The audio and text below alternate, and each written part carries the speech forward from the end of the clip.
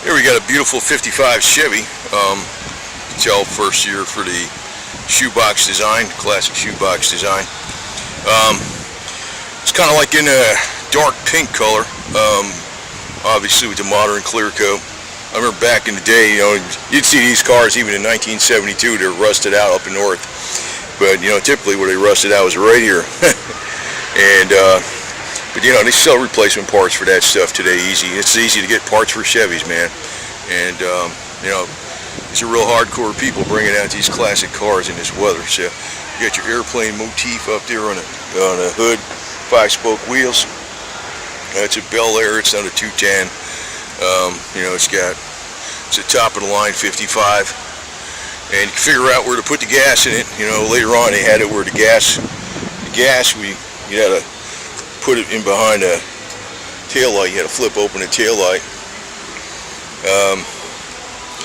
It's nice. I like 55. You know, I like the 50. Actually, I like the 55s and 56s better than the 57s. The 57's got a little bit bigger. You know, I don't know why the 57s seem to be more popular than 55s and 60s, but I like the 55s and 60s better myself. You can see it's got the old style steering wheel. Probably gas power steering it. It looks like it has a no, it doesn't have a power glide because it's got D3, 2, and 1. So I don't know, maybe it's updated with 4-speed overdrive transmission. I don't really know what's in this thing. But you notice the seats, you know how it's got extra upholstery, like extra embroidery woven into the seat. That's not stock, but it looks like it's stock. It looks like it would be a great factory option. It's got the same exact color matching as the exterior. Really nice shape. One advantage of Citrus County Cruisers, Florida. Razzle dazzle. Yeah, one of the advantages of having a Chevy, and that's one reason I got the 78 El Camino, even though it's not cherried out or nothing.